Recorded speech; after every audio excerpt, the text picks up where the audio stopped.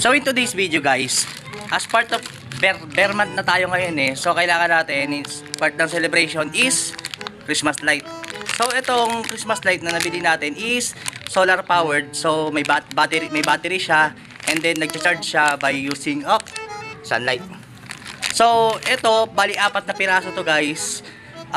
Bali yung isang to i-unbox natin para makita nyo. Tinesting ko muna. Ako rin kasing mapaya sa inyo. So with that, intro muna tayo.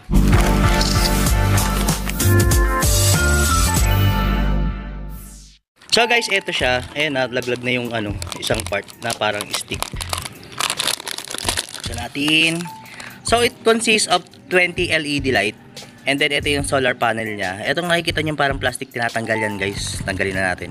Kasi install natin to rito. Yung tatlong nito nasa bahay. Tapos ito ay ilalagay natin dyan sa piso wifi natin sa subbendo. So ayan, tinatanggal yung plastic cover. And then ayan, it has 20 bulb. And then ang kulay nito is RGB. And then we have here yung stand. And then ito, pagdudugtungin mo siya dito sa ilalim. It's up to you kung lalagay mo sa floor, sa lupa, ganun. Ayan.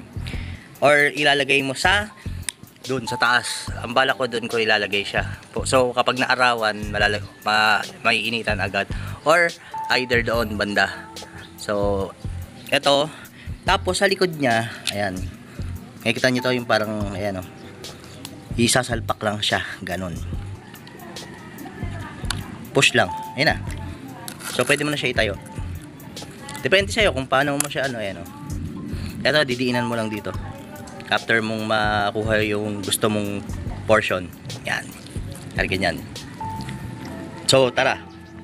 Salpa ko muna para makita nyo kung ano yung itsura pagka hinabaan natin. Pero sige, buksan muna natin dito para makita nyo rin kung gaano siya kahaba. Ito, included sa package, meron siyang instruction manual. And ito yan sa kabila. Post nyo na lang yung video ha, para makita nyo yung yan. Ito yung available. May RGB, may dilaw, and then may pure white.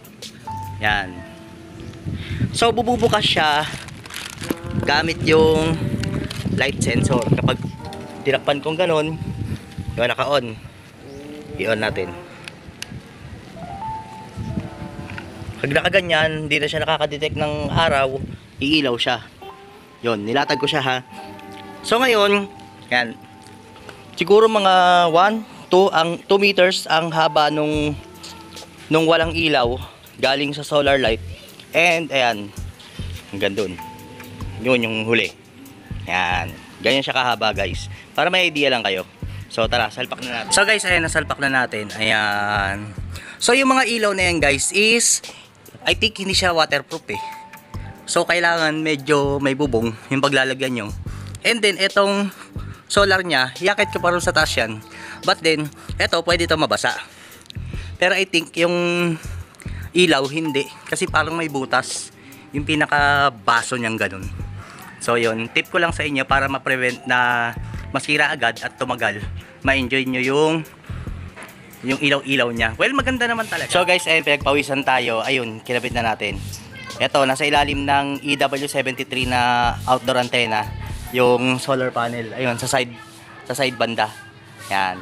So, ito yung ilaw natin. Ayan, yung katesting ko naman na okay naman siya.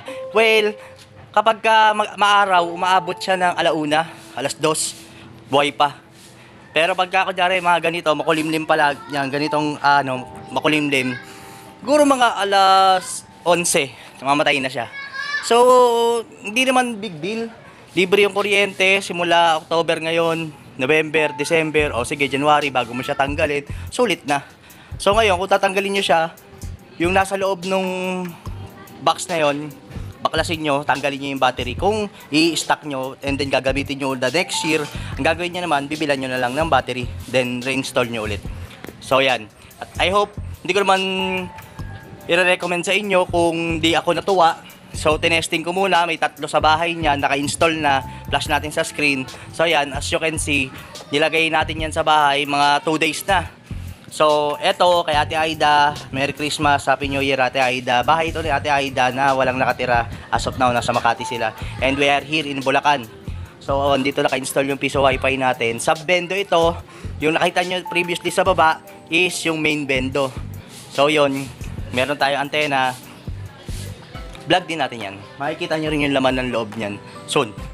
So, kung mahilig ka sa auto, tutorial, unboxing, cellphone application, wifi, video key, e-bike, and all about technology, kaibigan, baka naman, just like, subscribe, and hit the notification bell para updated ka sa mga bagong tech videos na lalabas. So, with that, maraming salamat po, and peace out.